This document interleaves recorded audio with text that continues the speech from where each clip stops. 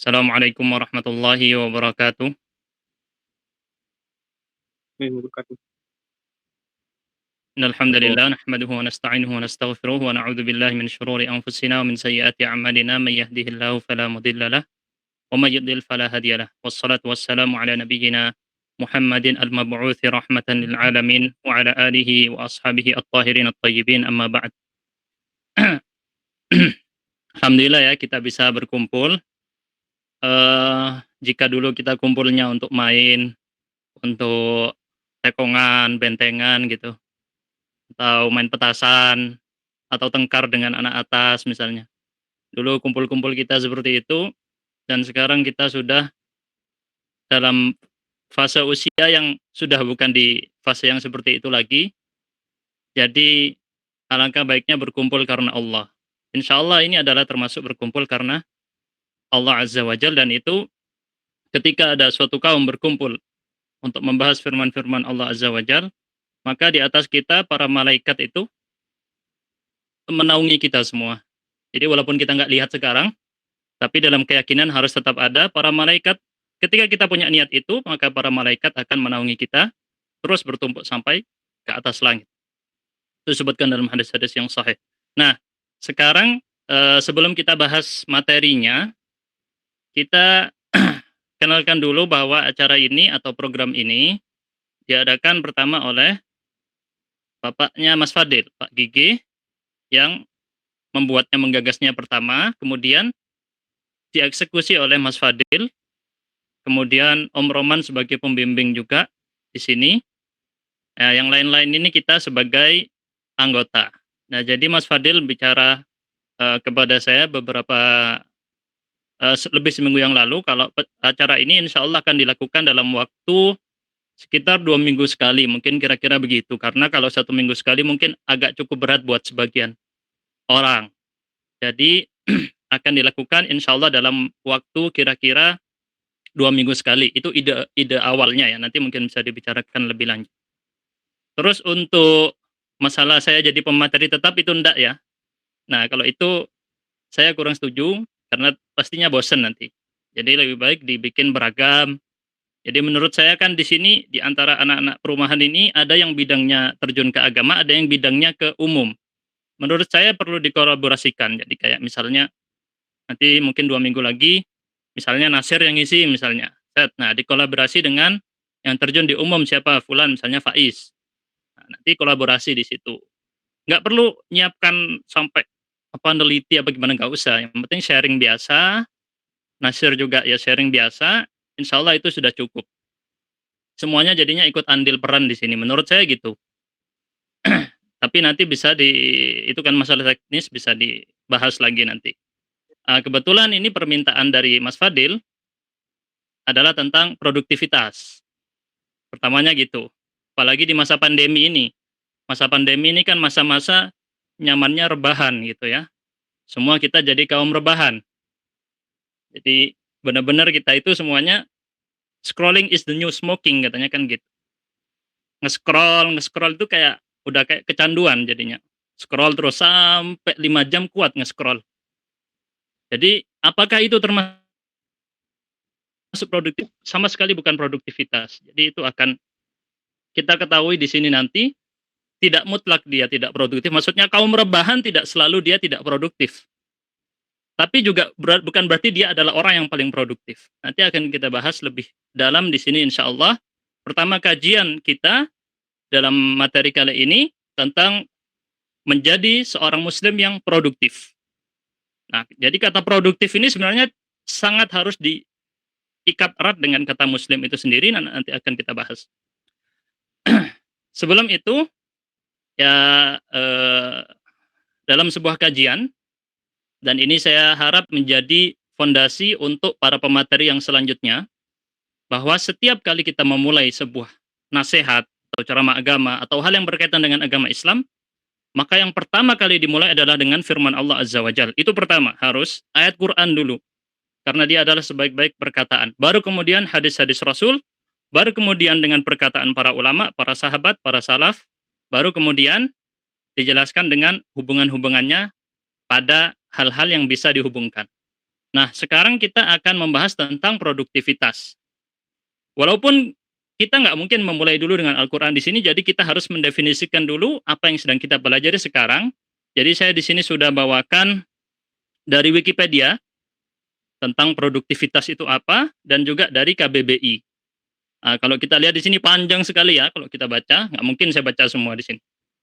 Jadi intinya produktivitas itu dari kata produk,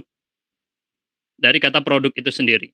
Di sini coba saya eh, mulai menggunakan ini biar enak dilihat. Jadi produktivitas sendiri dari kata produk. Jadi kata produk itu adalah hasil. Jadi produktif atau produktivitas kegiatan untuk menghasilkan sesuatu. Yang mana nanti di sini ukuran patokannya ada yang namanya output, ada yang namanya input. Jelas ya? Kalau ini ya, ini bidang-bidang umum pasti paham kalau ini. Kalau yang belajar agama juga semuanya sebenarnya paham di sini. Cuman kita mengulang ini bukan untuk memberitahu sesuatu yang baru, tetapi mengingatkan terhadap sesuatu yang mungkin dilupakan. Nah, kita lihat di sini produktivitas itu antara perbandingan antara pengeluaran dan pemasukan. Karena produksi pasti, misalnya kita memproduksi ban, kita harus punya bahan-bahannya dulu mentahnya, terus kita olah menjadi ban. Selalu ada input dan ada output. Nggak mungkin ada output tanpa ada input.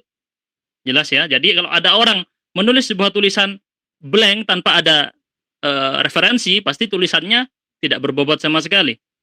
Makanya pembaca yang baik selalu menjadi penulis yang baik. Dan tidak mungkin penulis menjadi baik kecuali dia menjadi pembaca yang baik. Nah, oh ya, sebelum saya membahas tentang ini, mungkin para peserta yang mau nyalakan facecam enak, nggak apa-apa, silakan supaya lebih terasa live gitu. Karena ini namanya live meeting gitu kan. Terus juga untuk saya baru teringat sekarang, tadi Om Roman misalnya tadi bahas tentang mau menamatkan kitab tertentu. Adapun untuk konsep kajian ini, insya Allah menurut konsep awalnya, kita lebih ke arah tematik gitu, Ustaz Roman. Jadi kita lebih ke arah tematik, karena takut kalau misalnya kita menuntaskan kitab, nanti kitabnya kapan ini habisnya hatamnya. Nunggu 1 tahun baru hatam, 2 tahun baru hatam. Nah, jadi mungkin kita lebih ke tematik yang berkaitan dengan hal-hal yang kekinian. Nah, ini termasuk hal kekinian, di mana zaman kita zaman rebahan di dalam rumah terus. Jadi gimana kita menjadi seorang yang produktif di masa pandemi. Sebagai seorang muslim tentunya. Kalau sudah kita bahas yang di Wikipedia, kita coba lihat di kamus KBBI. Produktif intinya adalah sama dengan yang tadi, menghasilkan. Jadi kalau bisa kita lihat, inti dari produktivitas adalah menghasilkan sesuatu. Dan hasil ini yang dimaksud adalah yang memberi keuntungan atau manfaat. Ini yang paling penting ya. Jadi kalau menghasilkan nyolong, maling, produktif. Kalau di luar makna KBBI dia produktif karena menghasilkan sesuatu, dia nyuri. Tapi menurut makna KBBI dia termasuk hal yang merugikan sehingga tidak masuk dalam kata produktivitas. Ini yang perlu kita garis bawahi sehingga yang di KBBI ini menurut kita insya Allah lebih definisinya kalau dalam para ulama disebut dengan istilah jami' mani'. Ini kapan-kapan kalau yang sudah belajar agama Islam akan belajar tentang sebuah ta'rif atau deskripsi dalam para ulama selalu memberikan 2 syarat, jami' dan mani'. Menurut saya yang paling tepat adalah yang ada di definisi KBBI karena dia jami' dan mani'. Jami' itu menghimpun segala hal yang masuk di dalamnya, dan mani' itu yang mencegah dari hal-hal yang bukan termasuk di dalamnya. Kalau kita menggunakan definisi yang di Wikipedia tadi, maka mencuri juga termasuk produktivitas. Itu kalau kita pakai definisi Wikipedia tadi. Karena tidak diikat dengan kata menguntungkan atau memberikan manfaat. Yes, ya. Ini kalau kita menggunakan rincian para ulama ketika mempelajari suatu definisi. Jadi definisi itu harus jami' dan mani'. Jami' menghimpun, mani' mencegah. Nah, di sini kata mencolong atau mencuri, korupsi bisa masuk dalam produktivitas menurut definisi Wikipedia. Jadi kita kritisi Wikipedia di sini. Adapun menurut KBBI ini yang lebih tepat karena korupsi dan hal-hal yang terlarang tidak termasuk produktivitas. Nah, adapun dalam Islam nanti akan lebih rinci lagi. Jadi patokan kita mengatakan ini menguntungkan atau tidak bukan dasar rasa kemanusiaan, bukan dasar egoisme masing-masing orang, tapi patokannya adalah syariat Islam. Karena kata menguntungkan di sini yang disebutkan KBBI, apa ini? Patokannya siapa? Undang-undang orang bisa buat. Jadi ini harus menjadi hal yang dipikirkan lagi sebenarnya di KBBI ini, definisinya pun masih kurang. Sehingga kalau kita menggunakan patokan Islam, maka di sini harus diikat dengan syariat Islam bagi seorang muslim. Jadi ini yang lebih tepat untuk definisi produktivitas seorang muslim. Ini baru kita bahas definisi ya. Kita sekarang akan pindah ke, nah jadi harus ada input dan ada output. Ketika melihat ada input dan ada output, ini rumus ini anggap lompatin dulu sebentar, kita akan masuk kepada ayat ini. Sebagaimana kita bilang, kita awal mengkaji, kita mulai dengan ayat Al-Quran lebih tepat. Ayat ini ada di surat Al-Munafikun, ayat 10-11, dan ini adalah ayat yang kalau bisa dibilang motivasi yang paling utama bagi seorang muslim untuk menjadi produktif. Cukup dengan ayat ini sebenarnya udah paling cukup, nggak usah baca tulisan-tulisan yang lain. Apa ayat ini berbunyi? Wa anfiqu, dan berinfaklah kalian, wahai orang-orang yang beriman, mimma razaqnakum, dari apa yang kami rezekikan kepada kalian, min qabli, sebelum ayyatiya ahadakumul maut, sebelum datang kepada kalian apa? Kematian. Kematian di sini diibaratkan atau dijadikan personifikasi kalau dalam sastra Indonesia ya. Kalau dalam istilah orang-orang Arab, isti'arah makniyah. Al-maut itu di sini dijadikan seakan-akan orang yang datang. Kematian datang kepada salah seorang dari antara kalian. Jadi infak, keluarkan harta kalian untuk berinfak, bersedekah sebelum datang kematian, sebelum kematian mendatangi kalian. Fayaqula rabbi, sehingga orang tadi yang ketika didatangi kematian akan berkata, Rabbi, wahai Tuhanku, laula akhartani ila ajalin qarib. Seandainya engkau akhirkan aku untuk waktu yang dekat. Maksudnya kasihlah waktu. Ketika datang malaikat maut, dia pasti orang tadi yang tidak sempat bersedekah, maksudnya bersedekah di sini apa? Semua hal kebaikan dimasukkan di dalam kategori ini. Semua hal kebaikan, semua amal kebaikan, ketika dia sudah didatangi malaikat maut, dia akan minta, tolonglah kasih saya waktu sebentar, 5 menit aja. Saya mau sholat sunnah dulu.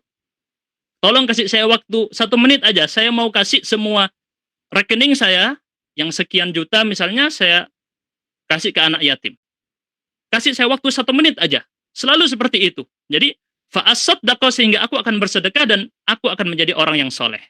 Wala yuakhirallahu nafsan idza jaa ajaluha, dan Allah tidak akan melambatkan atau mengakhirkan jiwa seseorang kalau sudah datang waktu dia meninggal.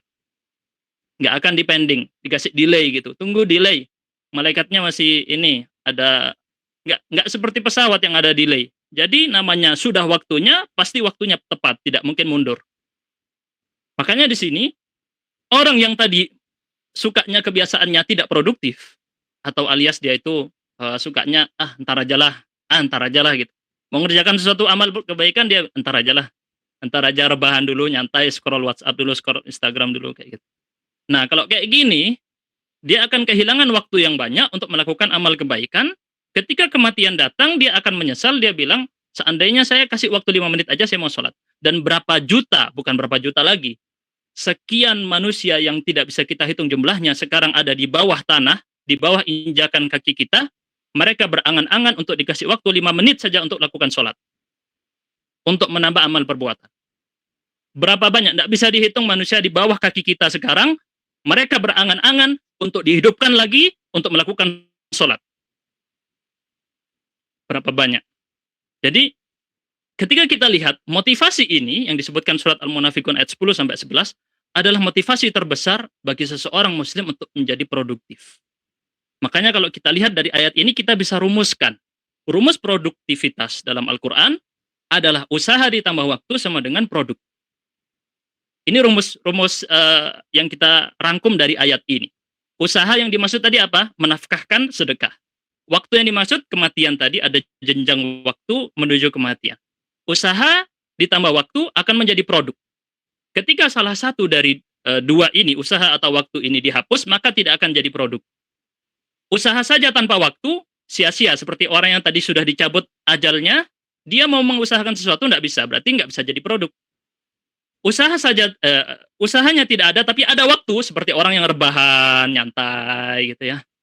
duduk tidur-tiduran, nonton YouTube gitu, tanpa ada tujuan yang jelas misalnya, maka di sini dia tidak punya usaha, hanya punya waktu. Isinya berarti hanya angan-angan belaka, tidak menjadi produk. Ini menjadi motivasi terbesar dan ayat yang serupa di dalam surat Al-Munafikun, hatta idza jaa ahaduhumul mautu qala rabbirji'un. Bagi yang misalnya mau membaca terjemahannya bisa dibaca ya. Sampai ketika datang kepada salah seorang mereka di antara manusia, kematian. Kematian datang, personifikasi. Jadi kematian seakan-akan dia person, seakan-akan dia orang yang datang. Qala rabbirji'un. Dia berkata, orang yang dicabut nyawanya tadi, dia akan berkata, ya Allah, pulangkan aku lagi ke dunia. La'alli a'malu shalihan. Apakah dia, ketika dia dipulangkan, dia minta, ya Allah pulangkan, saya mau balik. Apakah dia kepikiran istrinya? Enggak. Apakah dia kepikiran hartanya? Enggak sama sekali. Tunggu saya mau ini dulu, mau minum khamr dulu. Tunggu saya mau main-main ke Dubai dulu, mau kemana, ke kota mana.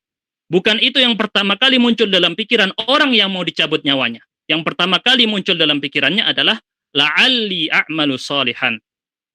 Supaya aku bisa melakukan amal saleh fima taraktu yang dulu aku tinggal. Kalla, tidaklah. Kalla ini kalau dalam bahasa Arab itu adalah untuk apa ya istilahnya? Membantah semua yang diucapkan tadi. Jadi innaha kalimatun huwa qail itu cuma perkataan yang dia ucapkan. Nanti kalau dikembalikan ke dunia, dia kembali lagi, tidak melakukan amal perbuatan lagi. Tidak produktif lagi.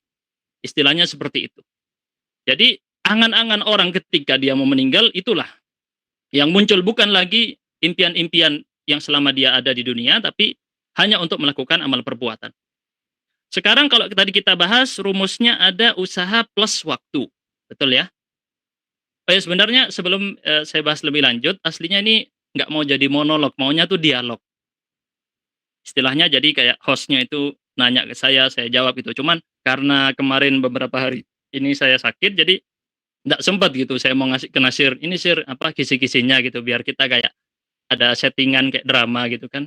Kan biasanya gitu kalau settingan gitu ya, maksudnya kayak kayak pura-pura nanya terus saya jawab. Tapi ya udahlah, kita nggak mau pura-pura, kita mau yang benar-benar aja. Oke, kita langsung bahas sekarang. Rumusnya kan usaha plus waktu. Nah, kita lihat, berarti kita bahas usaha dulu, nanti kita bahas waktu. Oke. Untuk usaha, dalam Al-Quran tentu banyak ya. Yabluwakum ayyukum ahsanu amala. Allah menguji kita di dunia ini untuk mencari tahu atau untuk mengetes siapa yang paling bagus amal perbuatannya. Yang paling bagus ya, bukan paling banyak. Yang paling bagus, bukan paling banyak. Sehingga produktivitas yang dimaksud di dalam Al-Quran itu tidak terikat dengan banyaknya, tetapi kualitasnya. Itu yang di ayat liyabluwakum ayyukum ahsanu amala. Itu tujuan kita hidup di dunia ini, akan dites, dicari yang mana yang paling bagus amal perbuatannya. Sekarang kita lihat untuk hadis Nabi SAW. Dalam riwayat At-Tabrani dihasankan oleh Syekh Al-Albani, hadisnya berbunyi, khairun nasi anfa'uhum linnas. Ini kalau saya tulis, ya saya tulislah. Sebaik-baik manusia adalah yang paling bermanfaat. Paling bermanfaat bagi manusia yang lain. Ya, kalau kita pakai matematika juga pasti kayak gitu. Misal kita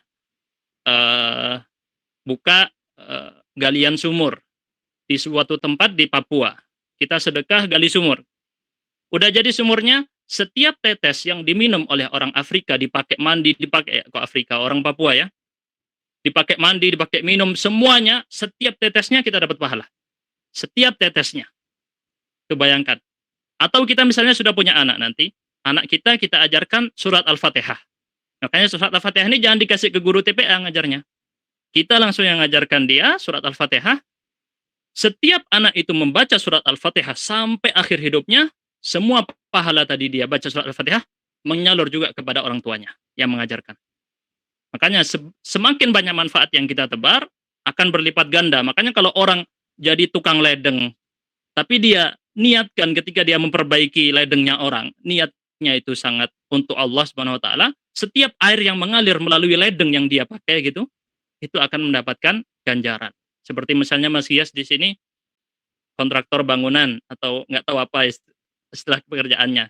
Kalau diniatkan dengan baik itu setiap detik orang tinggal di situ selama dilakukan di atas kebaikan, maka Mas Dias bisa dapat pahala. Selama niatnya itu ada tadi. Atau Mas Fadil bekerja di sebuah pabrik printer. Setiap ketikan print yang dihasilkan ketika itu ditujukan untuk suatu kebaikan atau tidak melanggar syariat Allah, Mas Fadil dapat pahala.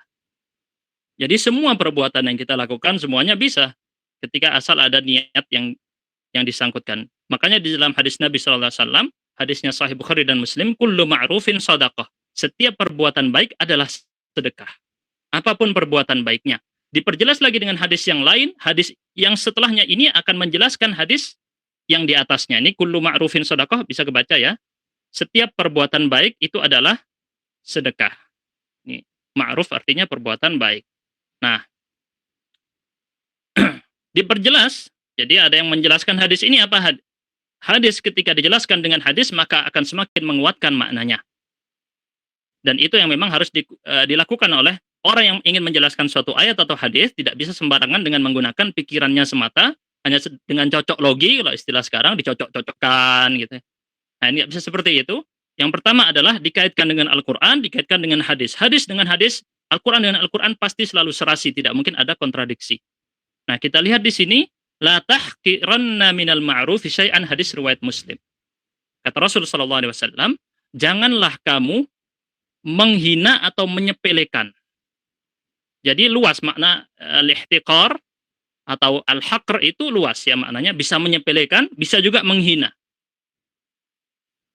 Jadi jangan sekali-kali diperkuat dengan kata nun taukid, di sini ada nun tasydid di sini dalam bahasa Arab dikenal dengan istilah nun taukid, menguatkan makna ini tadi. Jangan sekali-kali kalian menyepelekan perbuatan baik sedikit pun. Syai'an diartikan sedikit pun karena dia nakirah dalam sighah an-nafi. Tapi kapan-kapan kita bahas tentang nakirah sighah nafi, itu penjelasan usul fikih. Intinya adalah diartikan sesuatu apapun walaupun sekecil apapun. Sekecil apapun. Mau sekecil apapun perbuatan, jangan pernah disepelekan. Kita lihat ada semut kecil terjebak dalam air. Kita tolong, nah hati-hati, jangan disepelekan. Kemudian kita tinggalkan, jangan pernah disepelekan. Kita selamatkan semut itu, kita taruh supaya dia bisa jalan, barangkali dia akan bersaksi di hari kiamat untuk menolong kita. Bisa jadi, semut tadi, ya Allah, orang ini pernah menyelamatkan saya, tolong selamatkan dia dari api neraka. Jadi jangan pernah kita menyepelekan hal sekecil apapun, walaupun itu menolong seekor semut. Banyak ya contoh-contohnya, kita lanjut lagi. Atau misalnya juga di sosial media misalnya, dan disepelekan. Mau nulis komen, tunggu dulu pelan-pelan. Dilihat, aduh, komen saya ini memberi manfaat atau tidak. Kalau tidak memberi manfaat, ya udah tahan, enggak usah ngomong. Sekarang kita lihat, man nafasa 'an mu'minin kurbatan min kurabi dunya nafasallahu anhu kurbatan min kurabi yaumil qiyamah. Ini saya kasih titik-titik. Hadisnya ada di Arba'in Nawawi. Kalau saya tulis semua kepanjangan ya. Pokoknya intinya barang siapa yang melepaskan seorang mukmin dari suatu musibah dunia, suatu kesulitan, umum ya. Kurbah ini umum, musibah, bencana, pokoknya sesuatu yang menyulitkan. Sekecil apapun, mau itu cuma duri dicabut, selama itu adalah suatu musibah kecil ataupun besar, apa saja, kalau dia menolong seorang mukmin yang lain, maka Allah akan menolong dia di hari kiamat dari musibah hari kiamat. Jadi perbandingan yang sebenarnya tidak setara, berarti berkali-kali lipat. Dari Jabir bin Abdullah radhiyallahu anhu, masuk ila Rasulullah SAW syai'an qattu faqala la. Hadis riwayat Bukhari. Rasulullah SAW, kata Jabir bin Abdullah, tidak pernah dimintai melakukan sesuatu sama sekali. Jadi dimintai melakukan sesuatu itu Rasulullah tidak pernah menolak. Gak pernah beliau bilang tidak. Sama sekali tidak pernah beliau bilang tidak. Rasulullah ketika dimintai melakukan sesuatu selalu membantu. Kalaupun tidak ada, tetap akan dibantu. Itulah Rasulullah SAW. Karena dalam hadis Nabi SAW, man istata'a minkum an yanfa'a akhahu falyaf'al. Barang siapa yang bisa memberi manfaat kepada saudaranya, maka hendaknya dia lakukan. Hadis riwayat Muslim.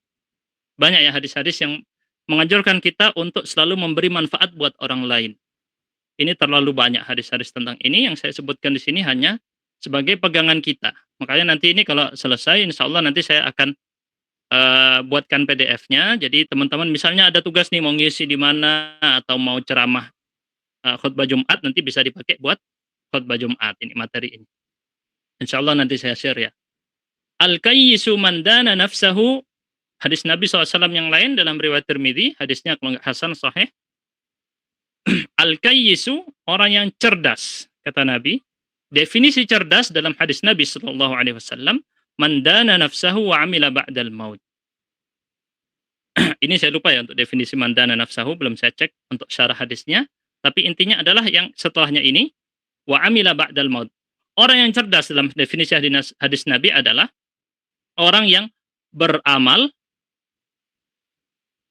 untuk setelah maut, setelah kematian. Jadi patokannya dia ini. Patokan seorang muslim untuk melakukan suatu produktivitas, beramal untuk yang setelah kematian. Ini definisi cerdas dalam hadis Nabi SAW. Wa amila lima ba'dal maut.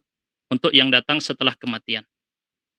Jadi melihat hadis-hadis tadi yang kita baca semua ini tentang usaha, bagaimana kita melakukan atau memanage sebuah usaha, maka rumus usaha dalam Islam, pertama kita lihat ukurannya. Bagaimana ukurannya? Kalau tadi kita lihat, sekecil apapun, sampai sebesar apapun, sampai tak terhingga. Jadi, patokannya tidak harus selalu harus jadi tokoh besar, harus jadi presiden. Nggak selalu seperti itu. Walaupun dia menjadi seorang guru ngaji di TPQ kecil di sebuah pelosok Indonesia, dia tetap termasuk dalam usaha dalam Islam. Jadi pertama ukurannya sekecil apapun sampai sebesar apapun. Dampak yang diberikan harus positif. Berarti harus memberikan manfaat. Ikatan positif yang dimaksud harus diikat dengan syariat. Patokannya ini, bukan kepala manusia. Kalau kita pakai ukuran pikiran kita punya pikiran, saya punya pikiran. Di sini misalnya ada 14 orang hadir. 14 orang punya pikiran yang berbeda-beda. Nggak bisa dijadikan patokan satu aja. Kalau kita pakai pikiran seluruh Indonesia ada 200 juta orang. Pikirannya semuanya berbeda-beda. Jadi yang dijadikan patokan harus syariat Islam. Karena kalau kita jadikan pikiran orang sebagai patokan, akan selalu berantem, nggak akan selesai. Nggak akan pernah selesai. Karena pikiran orang yang dipakai, dan orang itu berbeda-beda pikirannya. Lalu kita lihat sekarang untuk batasan, ini batasan, ini saya lupa, maaf. Batasan ini syariat ya, dampaknya positif. Jadi ini saya salah tadi. Batasannya syariat, dampaknya positif, tujuannya adalah untuk setelah apa tadi? Kematian. Jadi, orang muslim tidak perlu pusing. Kok saya sudah melakukan usaha begini, tapi di dunia saya tidak dapat apa-apa. Nggak pernah pusing orang muslim. Nggak pernah pusing.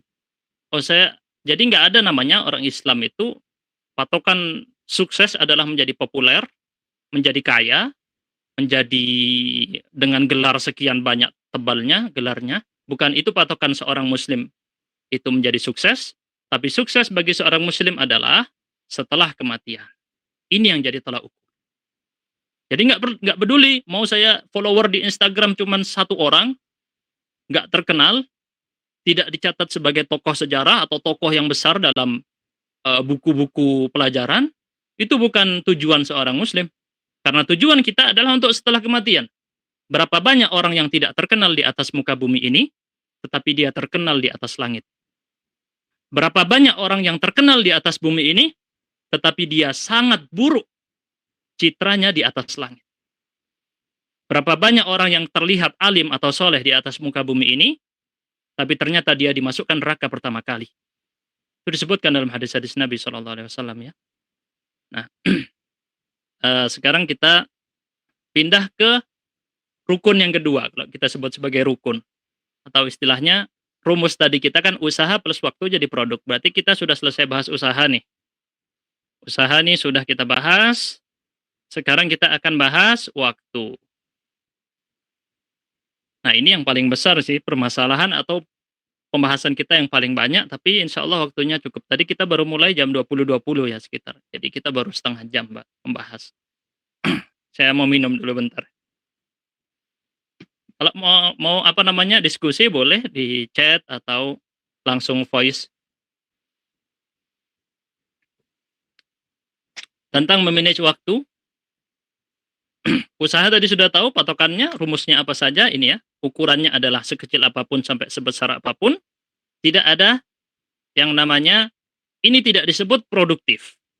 Maksudnya orang menolong semut disebut produktif sudah. Mencabut duri, menyingkirkan batu yang menghalangi jalan, semuanya itu dimasukkan dalam kategori produktif dalam Islam. Dampaknya harus yang positif, dan batasan positif itu adalah terkait dengan syariah Islam. Tujuannya adalah setelah kematian, bukan popularitas, bukan harta dunia, bukan pula jabatan, dan bukan hal-hal yang lain yang berkaitan dengan dunia. Sama sekali bukan itu tujuan seorang muslim. Jadi ini yang harus diikat ya. Jadi patokan sukses, walaupun nanti misalnya kita biasanya waktu ketemu Idul Fitri kan salam-salaman, ngobrol. Pasti yang ditanya berapa anakmu, sudah kerja belum, sudah nikah belum, itu semua kan yang dibahas. Semuanya perkara dunia. Nggak pernah ada kita tuh kumpul Idul Fitri, gimana hafalannya? Sudah sampai berapa? Gimana ini sholat tahajudnya? Gimana sholat jamaahnya? Nggak pernah kita Idul Fitri bahas itu. Selalu yang dibahas itu, oh ini udah punya mobil berapa sekian, ini usahanya udah. Padahal nanti ketika di hari kiamat, yauma yafirrul mar'u min akhihi wa ummihi wa abi. Hari di hari kiamat adalah hari ketika seseorang lari dari saudaranya sendiri dan lari dari ayah ibunya. Kenapa? Karena ada tanggungan-tanggungan yang belum selesai di dunia. Kita lanjut sekarang, memanage waktu. Tentang waktu ini, Allah Subhanahu wa taala berkali-kali bersumpah. Bersumpah di dalam Al-Qur'an dengan waktu. Apa bunyi ayatnya? Wal asr. Nah, ini sering kita baca surat ini karena paling pendek kan, enak kalau sholat. Sholatnya yang 2 rakaat nih pakai ini enak dicepat. Kan gitu kita kalau sholat kayak surat Al-Asr nih paling sering, sama surat Kulhu. Itu udah andalan. Nggak pernah kita baca amma yatasaalun. Walaupun cuma 5 ayat gitu kita baca. Nggak ada pikiran langsung wal asr. Karena udah kita sholat itu dari awal sudah kayak di remote gitu, di setting, tahu selesai. Kayak istilah kayak udah di setting, dinyalakan, nanti lama-lama selesai otomatis gitu, kayak mesin cuci. Mesin cuci kan gitu, dimulai gerak sendiri, nanti selesai sendiri. Nah, kadang kualitas sholat kita tuh masih seperti itu gitu. Kita mulai start, tahu-tahu udah selesai finish. Nah, manage waktu di sini, wal asr. Allah bersumpah dengan masa. Dan ini sering di dalam Al-Quran, bahkan dengan rincian-rinciannya. Allah bersumpah dengan siang, waktu siang. Allah bersumpah dengan waktu fajar, wal fajar. Allah bersumpah dengan waktu malam, wal lail. Segala jenis bentuk waktu, wadduha bahkan, waktu duha, Allah sumpahkan di dalam Al-Quran. Dan yang boleh bersumpah dengan selain Allah hanyalah Allah saja. Dan ketika Allah bersumpah dengan makhluknya, menunjukkan kekuatan sebesar itulah, atau bisa dibilang hal tersebut yang dijadikan sumpah oleh Allah menjadi hal yang sangat-sangat besar. Dan yang paling mantap tentang memanage waktu ini, ada di dalam surat Al-Insyirah. Tahu surat Al-Insyirah ya? Atau kita kenal dengan surat Alam Nashrah. Nah, ini surat Alam Nashrah laka sadrak. Kan sering kita baca ya. Alam Nashrah laka sadrak. Nanti di akhir-akhir ada fa'idha faraghta fansab. Ini konsep seorang muslim. Sekali lagi ini konsep seorang muslim. Apabila kamu telah selesai dari suatu urusannya, faraghta. Faraghta artinya selesai. Dari sesuatu apapun. Nggak disebut di sini objeknya. Seharusnya disebut objeknya. Tapi Allah di sini tidak sebut objeknya. Padahal ini adalah kata yang istilahnya biasanya diberikan objek. Tapi Allah di sini lepas dari objeknya sehingga umum untuk segala sesuatu apapun. Ini di antara sastra Al-Quran. Apabila kamu telah selesai dari suatu perbuatan, suatu apapun, fansab, maka lakukan perbuatan yang lain. Sudah selesai dari perbuatan yang lain, tidak ada istilah libur dalam orang Islam. Jadi tidak ada kata libur. Libur dulu tidak ada. Orang Islam berpindah dari suatu kegiatan baik kepada kegiatan baik yang lain. Tapi bukan hanya itu. Kalau kita lihat an-nasbu dalam Al-Quran atau dalam bahasa Arab adalah sungguh-sungguh. Bukan hanya melakukan suatu perbuatan, tapi harus itqon. Mutqin itu sungguh-sungguh, alias kalau dalam istilah orang sekarang, totalitas. Harus totalitas. Nggak nanggung-nanggung, nyemplung sekalian gitu, jangan setengah-setengah. Kalau basah sekalian gitu. Nah, di sini harus sungguh-sungguh dengan urusan yang. Jadi kalau makanya sampai waktu saya di Yaman, seperti murid-muridnya Syekh Mukbil atau Syekh Mukbil sendiri, Idul Fitri, habis Idul Fitri mulai belajar lagi. Habis zuhur mulai belajar lagi, tidak ada libur. Hari Jumat tetap belajar. Sabtu Minggu belajar, tidak punya hari libur. Sampai Syekh Mukbil bilang, waktu di Yaman itu, rahimahullah, beliau bilang, dalam Islam tidak dikenal adanya hari libur sama sekali. Bagi beliau bilang gitu. Maksudnya hari libur itu cukup tadi. Idul Fitri, selesai Idul Fitri, ya udah kita mulai lagi kegiatan kita. Nanti kita lihat malah ini ternyata Syekh Mukbil menerapkan apa yang diterapkan oleh para ulama di masa lalu. Ini sampai seperti tidak punya waktu libur, maksudnya apa? Bukan berarti kita dilarang dari main-main apa enggak, tapi jangan sampai perbuatan yang kita lakukan di waktu senggang adalah hal yang tidak berguna sama sekali. Ini tujuannya ya. Dalam ayat yang lain Allah Subhanahu wa taala berfirman, ka'annahum yauma yarawnaha lam yalbathu illa 'ashiyatan aw duhaha. Di hari ketika mereka terbangkit, ketika mereka maksudnya manusia bangkit dan mereka melihat hari itu, maka mereka akan merasa bahwa ketika di dunia hanya hidup sebentar saja, seperti hanya waktu sore atau waktu pagi hari. Kayak orang bangun tidur. Kayak baru sebentar jadi kayak nggak kerasa sama sekali. Inilah definisi waktu sebenarnya, hakikat waktu sebenarnya. Yang kita lihat sekarang ini adalah kalau kata Syekh Al-Ma'surawi adalah Syekhul Qurra di Mesir ya. Beliau bilang, jangan sampai tukar kehidupan kita yang di atas dunia ini, kan cuma 80 paling lama, 80 tahun, 100 tahun lah paling lama di atas dunia. Jangan tukar yang di atas tanah ini, yang sekitar 100 tahun itu, dengan kehidupan yang di bawah tanah yang nggak bisa kita hitung dengan kalkulator apapun. Di bawah tanah nanti kehidupan kita jauh lebih lama. Beribu-ribu tahun, bukan hanya ribu tahun, nggak bisa dihitung. Jadi makanya jangan sampai ditukar. Makanya ada salah ya ketika orang bilang YOLO. Tahu YOLO ya? Sebenarnya ini ungkapan yang menurut saya salah. Menurut saya salah. You life. You only You live only. Sampai lupa saya. You only live once. Gitu ya. Kamu hidup hanya satu kali. Kaidah orang Islam tidak percaya ini. Kenapa? Karena orang Islam hidup 2 kali. Di dunia dan di akhirat. Orang yang pikirannya hidup di dunia hanya sekali, akhirnya kita coba semua yang ada di dunia ini. Semuanya harus dicoba. Yang belum dicoba harus dicoba dulu. Itu kan kaidah dari YOLO ini. Nah, kalau orang Islam tidak ikut YOLO, ikutnya you live twice, berarti YOLT. Harus hidupnya 2 kali. Jadi pikiran kita adalah kehidupan kedua, gitu ya. Kalau katanya apa itu lagu Dragon Ball ya, kehidupan kedua itu ya. Sampai ingat itu. Kalau saya sebut lagu Dragon Ball pasti ingat ini yang anak-anak sini ya. Coba lihat Dragon Ball itu sampai bilang kehidupan kedua gitu. Dragon Ball sendiri aja tahu gitu kan. Kalau ada kehidupan kedua, apalagi kita. Hadis-hadis Nabi yang terkait ada ni'matani maghbunun fihima katsirum minan nas. As-sihhatu wal faragh. Ini hadis menurut saya kalau bisa dipajang gitu ya. Ditempel besar-besar. Tulisannya adalah ada 2 nikmat. Ada 2 nikmat yang mana manusia itu banyak terlalaikan di dalamnya. Apa saja 2 nikmat ini? Sehat, as-sihhatu, wal faragh, waktu luang. Udah, kalau sehat dan waktu luang, udah, pasti dipakainya, kalau kebanyakan manusia tidak digunakan dalam kebaikan. Ini menurut hadis Rasulullah SAW, hadis riwayat Bukhari. Kita lanjut, karena kita akan bahas yang seru itu nanti tentang kisah-kisah ya.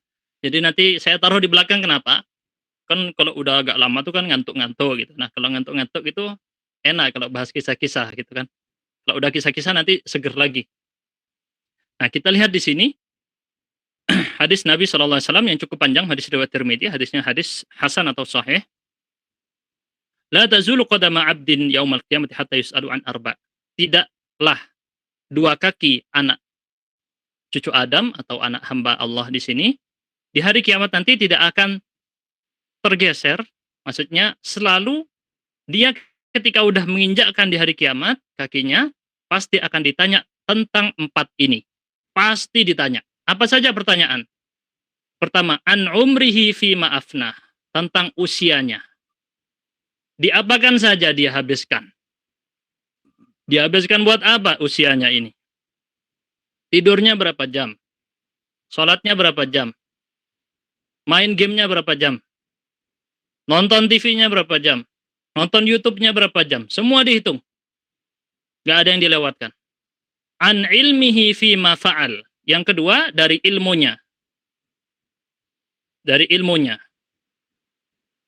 Dia sudah belajar berapa ilmu? Dari ilmunya yang banyak itu sudah apa lakukan dia? Apa yang sudah diamalkan? Itu pertanyaan kedua di hari kiamat. Yang ketiga, an malihi min aina iktasabah wa fima anfaqah. Yang ketiga, hartanya. Nah, harta ini dari mana dia dapat dan kemana dia belanjakan. Nah, uangnya dapat dari mana? Dicek. Ada campuran ribanya atau tidak? Ada campuran harta haramnya atau tidak? Semuanya dicek itu. 1 rupiah pun semua dihitung. Kemana dia belanjakan? Untuk maksiat atau tidak? Dibelanjakan untuk hal yang tidak berguna atau tidak? Semua ditanyakan. Lalu ditanyakan pula, an jismihi fima ablah. Dan tentang tubuhnya. Untuk apa dia pergunakan? Untuk apa dia pergunakan? Oke. Ini hadisnya sudah kita bahas. Di sini ada perkataan-perkataan para salaf yang akan kita bahas insya Allah. Lalu kita akan membahas kisah-kisah para ulama. Sebelum kita bahas dulu, mungkin ada yang mau memberikan sepatah dua patah kata gitu. Ngomong apa bebas, silakan biar tidak terkesan monolog gitu. Gimana Nasir? Mana Mas? Gimana Sir? Gimana? Saya berikan ke teman-teman di sini atau gimana Mas? Duh, terserah, sampean kan host. Aduh iya. Aduh iya. Gimana? Ada yang mau disampaikan dari mas-mas atau adik-adik di sini atau mungkin ada bapak-bapak juga? Kan dijeda sebentar ini ya. Entar lagi kita ngegas lagi nih. Kan berhenti dulu nih rest area. Biar enggak ngantuk. Gimana Sir? Nasir ini insya Allah termasuk produktif ya. Kenapa Sir? Enggak Mas, ya langsung itu dulu, kalau misalnya langsung aja dilanjutkan nggak apa-apa. Oh langsung itu ya, lanjutin aja ya. Oke, kita lanjut. Bisa. Aslinya pengen tak tulis semua terjemahannya, cuman kan takut kepanjangan waktunya kalau tak tulis semua satu-satu. Jadi ya didengerin aja dulu, nanti PDF-nya saya bagikan. Perkataan Umar bin Khattab radhiyallahu anhu bagus sekali. Inilah akrahu an ajida ahadakum sabhalilan atau sabhalalan la fi amali dunya wala fi amalil akhirah. Sungguh aku paling benci, kata Ibnu Umar, ini sungguh ya, dalam orang-orang Arab itu bilang kalau ada inna itu taukid, berarti sungguh, temenan gitu.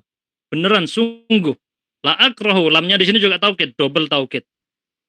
Sungguh aku paling benci, kalau bisa diartikan begitu, kalau aku mendapati salah seorang dari kalian, sabhalilan itu farighon. Farighon itu kosong, enggak ngapa-ngapain. La fi amalid dunya wa la fi amalil akhirah. Jadi nganggur. Umar paling benci ada orang nganggur. Nganggur nggak ngapa-ngapain. Nggak melakukan perbuatan dunia, nggak juga melakukan perbuatan akhirat. Ya minimal kamu bisnis apa kek. Kalau kamu nggak mau melakukan ibadah.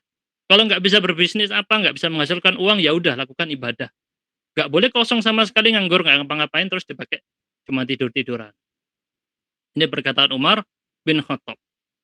Jadi para salaf nih sangat produktif di masa lalu. Diperjelas dengan anaknya Umar sendiri, anak kandungnya.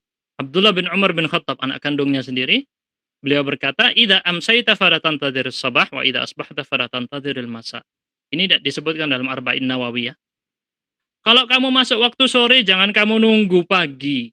Kalau kamu masuk waktu pagi, jangan kamu nunggu waktu sore. Wa'mal min sihhatika li maradik wa min hayatika li mautik, kalau nggak salah. Dan produktiflah kamu, kata Abdullah bin Umar.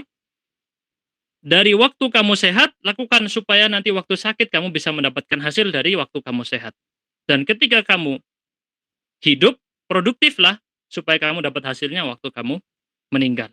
Itu kata Abdullah bin Umar. Jadi kalau udah masuk waktu sore nih, jangan nunggu waktu pagi, jangan nunggu sama sekali. Kata Ibnu Umar, jangan nunggu. Mana nulisnya ini? Salah-salah.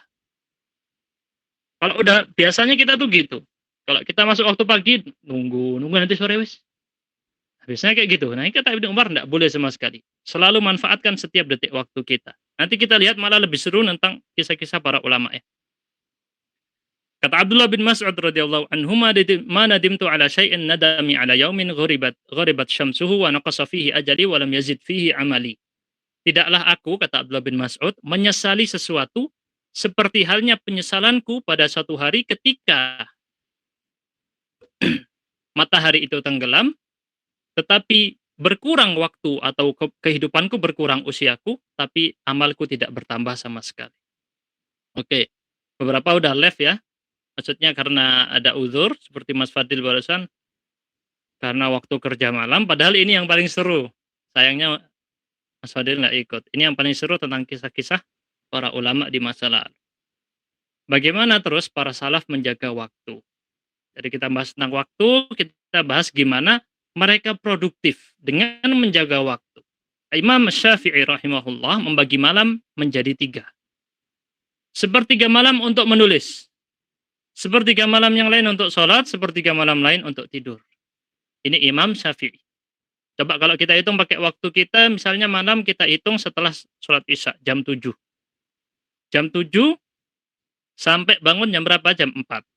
Berarti ada sekitar berapa jam? Sekitar 7 jam atau anggap 8 jam. 8 jam atau 7 jam ini kita bagi 3. Berarti sekitar berapa, Zir? 2,5 ya? 2,5 lebih atau hampir 3 jam. Berarti sekitar anggap 3 jam Imam Syafi'i menulis sampai jam 10 malam. Habis itu Imam Syafi'i tidur sampai jam 1. Jam 1 bangun langsung lakukan sholat. Kira-kira kayak gitu Imam Syafi'i ya. Kalau pakai hitungan jam kita. Imam Bukhari. Siapa yang tidak kenal Imam Bukhari? Hadis-hadis sering disebut hadis riwayat Bukhari. Maaf kalau saya agak pelan suara karena tiba-tiba rahang saya sakit ini. Emang udah berapa hari sakit rahangnya. Jadi Imam Bukhari orang yang seringkali beliau terbangun atau sering menulis di bawah cahaya rembulan. Dan beliau juga bahkan saking seringnya beliau itu memiliki inspirasi atau ide atau ilmu yang terlewat atau faedah yang beliau dapatkan di pagi harinya. Ketika mau tidur, mau merem atau merem sebentar, kebangun lagi. Dicatat tulisan tadi, dinyalakan. Zaman dulu nggak ada lampu ya, harus dicetek dulu, nyalain api dulu, baru dia tulis. Sampai kurang lebih 20 kali beliau terbangun dalam satu malam. Nggak bisa tidur. Karena beliau tidur, menurut beliau tidur itu membuang waktu. Jadi ketika beliau mau tidur, ada pikiran, ide, terinspirasi, langsung beliau tulis lagi. Mau tidur lagi, kebangun lagi. Mau tidur lagi, kebangun lagi. Sampai 20 kali. Itu Imam Bukhari. Ibnul Jauzi. Nanti kita lihat gimana hebatnya Ibnul Jauzi. Sekarang kita bahas bagaimana beliau itu. Ibnul Jauzi ini unik ya. Bukan Ibnu Qayyim al-Jauzani, beda orang ya. Ibnul Jauzi ini hidup sekitar tahun 500-an Hijriyah. Berarti 900 tahun yang lalu. Ya. 500 Hijriyah lah sekitar. Sekitar 900 tahun yang lalu hidupnya. Beliau itu sering diganggu, saking beliau terkenal memang, sering diganggu dengan orang-orang yang pengangguran. Datang ngajak nongkrong, ngobrol gitu. Nah kalau beliau udah ditamui orang-orang yang suka buang-buang waktu ini, beliau ngapain? Diladenin tetap, karena akhlak ulama kayak gini. Diladeni tapi sambil beliau ngerauti penanya. Pena zaman dulu itu masih dibuat dari kayak kayu gitu ya. Kayak kayu, nah dicelup ke tinta. Disiapkan tintanya, kertasnya dipotong-potongi biar pas ukurannya. Sambil bertamu, ada orang yang bertamu, beliau kayak gitu. Gak dibuang waktunya sama sekali. Ini Ibnul Jauzi. Sampai beliau berdoa khusus, Ibnul Jauzi itu, bertawud kepada Allah, ya Allah, lindungilah saya dari orang-orang yang al-battalin, kata Ibnul Jauzi. Al-battalin itu orang-orang yang suka buang waktu, ngangguran, rebahan, apalagi sebut semuanya ya. No life gitu kalau sekarang, istilah zaman sekarang. Orang-orang no life. Nah, kayak gitu. Nah, itu perkara yang harus kita hindari ya sebagai seorang muslim. Sekarang kita lihat Ibnu Abi Hatim. Ini Ibnu Abi Hatim kisahnya unik sekali. Beliau itu pernah menuntut ilmu di Mesir. Ya, Ibnu Abi Hatim ini perjalanannya wah luas sekali. Berapa kali beliau itu saya pernah jelaskan ini di PPTI anak-anak putri saya jelaskan sampai perjalanan Ibnu Abi Hatim dari kota ke kota beberapa kali, dari negara ke negara lain itu jalan kaki. Gak punya uang untuk naik kendaraan, jalan kaki tanpa alas kaki. Itu Ibnu Abi Hatim. Ini kisahnya luar biasa Ibnu Abi Hatim. Abu Hatim ya, ayahnya yang kayak gitu.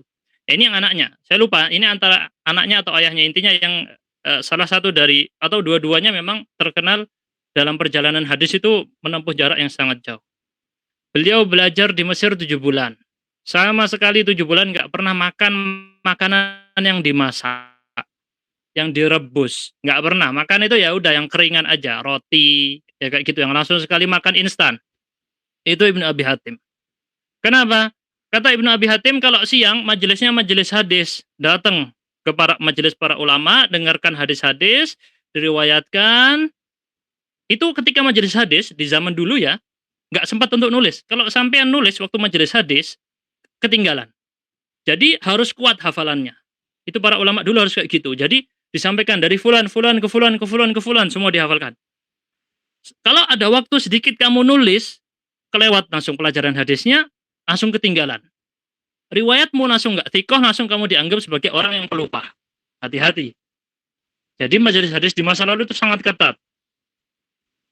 Malam hari dipakai untuk menyalin. Yang dihafal tadi waktu siang, hadis-hadisnya semuanya, misalnya dapat tadi siang dapat 20 hadis dengan sanad-sanadnya.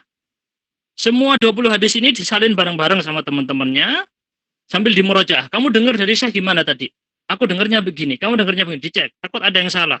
Terus ditulis. Gitu terus selama 7 bulan Ibnu Abi Hatim.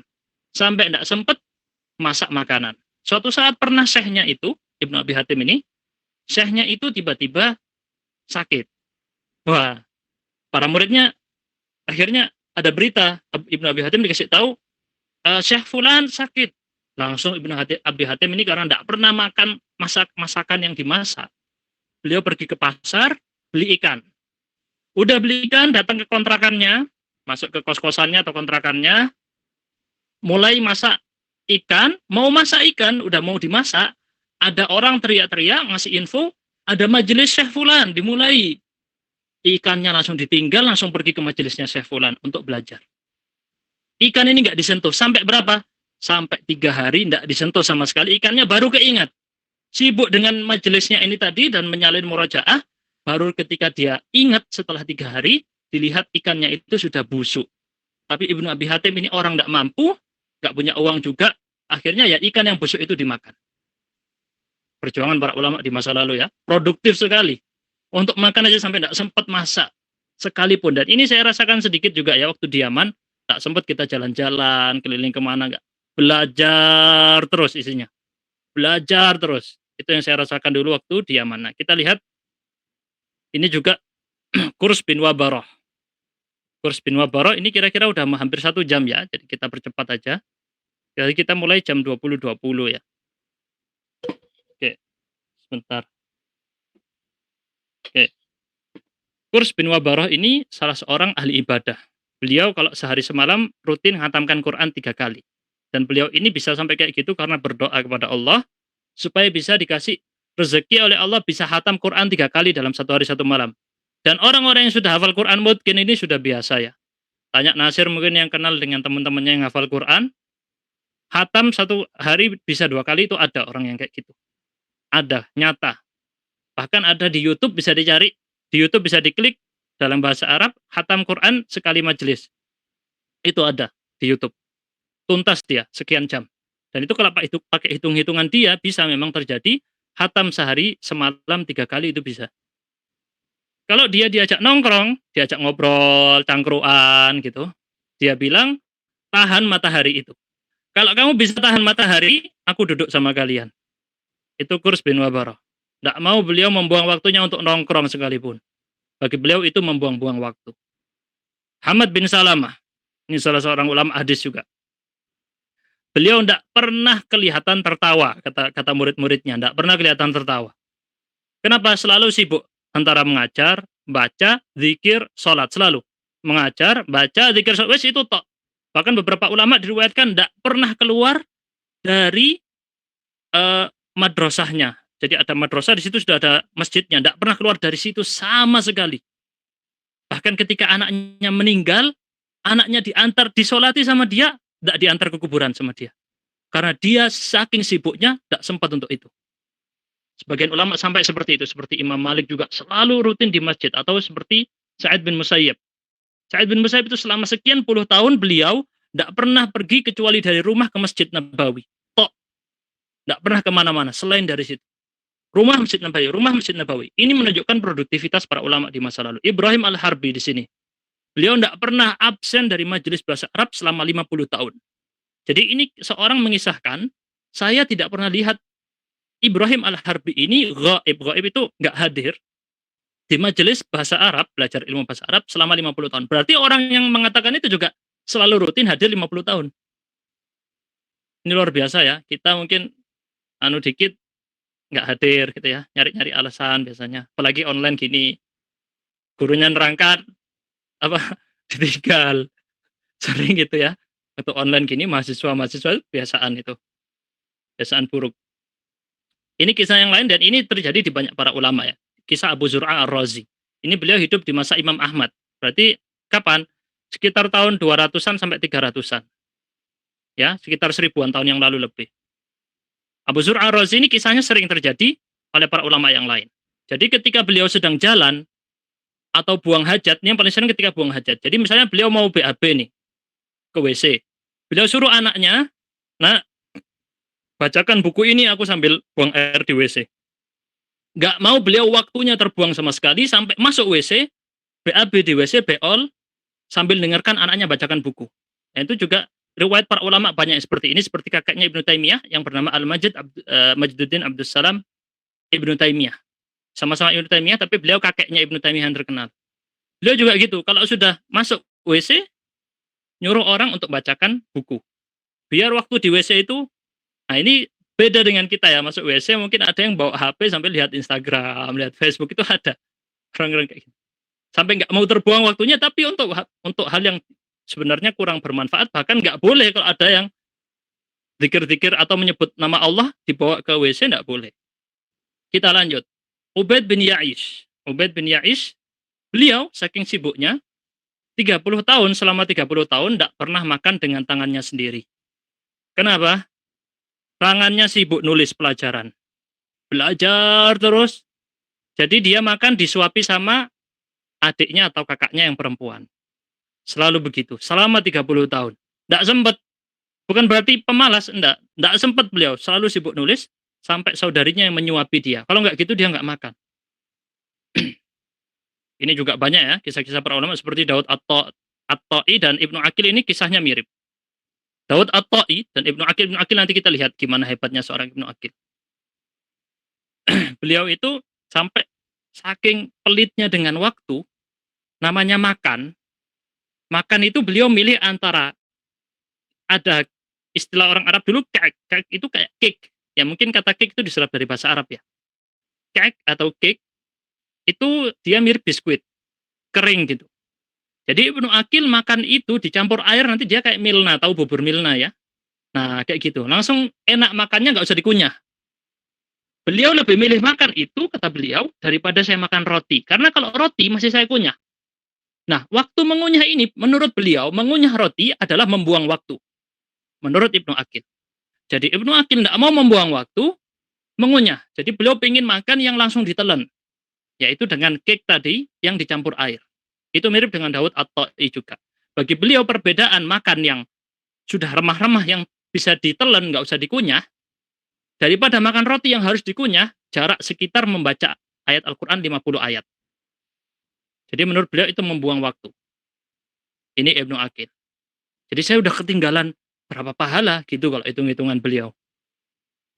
Ini daily in life. Nah, daily in life ini sering mungkin di YouTube pernah lihat ya. Daily in life engineer siapa, daily in life bekerja di Twitter, bekerja di Instagram, bekerja di, mereka kisahkan dari bangun tidur di video sampai mau tidur lagi. Sekarang kita lihat daily in life Abdul Ghani Al-Maqdisi. Bisa dilihat di layar ya, dilihat aja itu kayak gimana. Hampir tidak ada beliau buang waktu sama sekali, antara sholat, tidur sebentar, bangun lagi, belajar ngajar lagi, tasmi, ngajar, sholat, ibadah, selalu begitu. Ibadah, selalu beliau berpindah dari kebaikan ke kebaikan yang lain. Waktunya sebenarnya sudah habis ya, kita akan, padahal ini yang paling serunya di produktivitas ini. Sekarang kalau tadi kita lihat bagaimana mereka menjaga waktu, seperti itu, sampai seperti itu ketatnya menjaga waktu, hasil yang diberikan itu apa sebenarnya? Jadi kalau produktivitas kan diukur produknya apa sih? Dia sudah produknya itu apa saja. Nah, kita lihat di sini Yahya bin Ma'in untuk menuntut ilmu menghabiskan 1 juta dirham, sekitar 11 miliar rupiah. Beliau habiskan sampai beliau nggak punya sandal. Sandalnya dijual buat dia lanjut belajar. Itu Yahya bin Ma'in. Sandal pun dijual sama dia sampai nggak punya apa-apa. Dan beliau selama hidupnya pernah menulis 1 juta hadis, bahkan satu buah hadis beliau tulis 50 kali. Ini Yahya bin Ma'in, sampai Imam Ahmad bin Hambal mengatakan, kalau ada hadis yang tidak diketahui oleh Yahya bin Ma'in, berarti dia bukan hadis.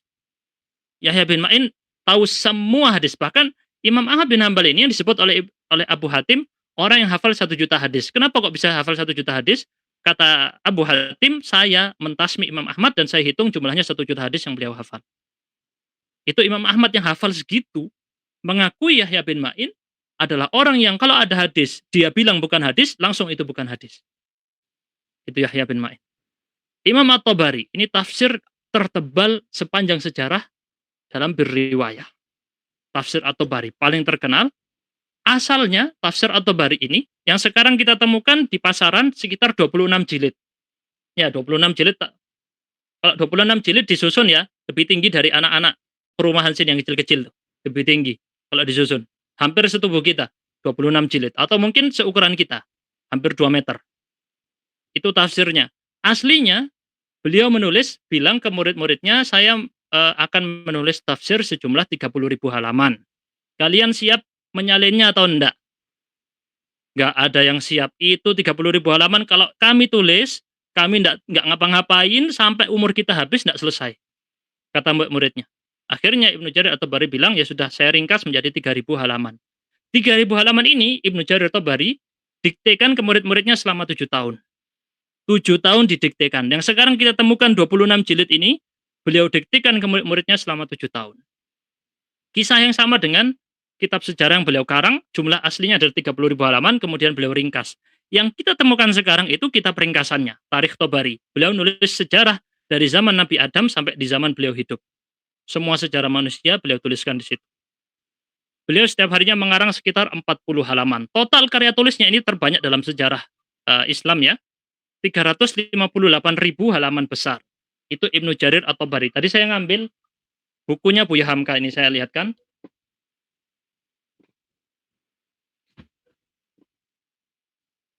Nah, biar tahu ukuran 385.000 halaman besar ya. Ini satu halaman besar di zaman dulu itu, sekarang ukurannya bisa 2 halaman di zaman sekarang. Karena beda ukuran. Jadi anggap 2 kali lipat. Sekitar anggaplah 600-an ribu atau 700-an ribu. Nah, ini yang saya pegang, bukunya Buya Hamka yang segini. Ini jumlahnya 900-an halaman atau hampir 1.000. Anggap ini 1.000 halaman. Bayangkan Ibnu Jarir At-Tabari, total karya tulis yang beliau tulis, jumlahnya adalah 600 kali lipat ini. Ini dalam 600 jilid. Itu sampai sampai rumahnya atau ke satu kamar penuh itu cuma tulisannya Ibnu Jarir At-Tabari. Luar biasa ya. Ibnu Aqil. Nah, Ibnu Aqil ini yang kata Ibnu Taimiyah beliau sebut, beliau adalah termasuk dari jeniusnya atau orang paling jenius yang pernah Allah ciptakan sepanjang sejarah manusia.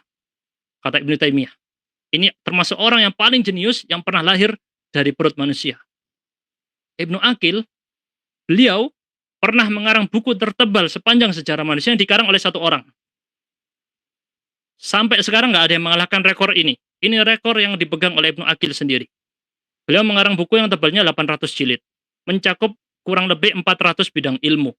Jadi ada ilmu astronomi, ilmu apa aja semua masuk di situ. Mulai dari ilmu bahasa Arab, ilmu apa, semua masuk sampai jumlahnya 400 bidang ilmu. Terkumpul dalam 800 jilid. Saking tebalnya buku ini pernah disaksikan oleh para ulama yang hidup di zamannya atau setelahnya, sampai sekarang nggak tersisa. Karena terlalu tebal, nggak ada yang sanggup menyalinnya. Ini Ibnu Aqil. 800 jilid ya, ini dikisahkan oleh Az-Zahabi, Ibnu Rajab, dan lain-lain. Banyak yang kisahkan. Nanti saya sebutkan, referensi yang saya sebutkan ini nanti ada di akhir ya. Ibnu Jauzi ini juga luar biasa, karya tulisnya sekitar 500 judul buku. Jadi judul buku apa sampai 500. Judul bukunya toh itu 500. Saking hebatnya Ibnu Jauzi ini, beliau itu sampai ngarang buku tentang, tahu buku isi ceramah khutbah Jumat? Nah, beliau sampai nulis kumpulan ceramah khutbah Jumat yang tidak ada misalnya huruf ro-nya. Kan ada orang nggak bisa ngomong ro. Nah, full isinya itu ceramah-ceramah yang disebutkan, misalnya ada 10 ceramah atau 15 ceramah, di situ beliau tidak pakai huruf ro sama sekali. Saking pinternya, dia bisa membuat kata-kata tanpa pakai huruf ro. Coba teman-teman ngarang buku tanpa huruf R. Kayak gitu kira-kira. Itu saking hebatnya Ibnul Jauzi. Hadirin majelisnya paling sedikit 10.000. Pernah mengislamkan 20.000 orang Yahudi dan Nasrani. Ini dikisahkan dalam kitab-kitab riwayatnya. Dan beliau mengakui sendiri ini. Membuat taubat 100.000 orang. Ini luar biasa. Imam Nawawi juga kisahnya luar biasa. Beliau itu selama 2 tahun tak pernah tidur berbaring. Selalu tidurnya dalam kondisi duduk. Itu Imam Nawawi. Dan tidak pernah tidur kecuali ketiduran. Itu Imam Nawawi. Gak pernah tidur kecuali tidur mengalahkan beliau. Dalam satu hari beliau belajar 12 mata pelajaran. Dalam 24 jam beliau selalu makannya cuma 1 kali setelah Isya. Udah itu tok. Minumnya nanti waktu sahur. Itu Imam Nawawi. Wafatnya di usia 45 tahun. Masih muda.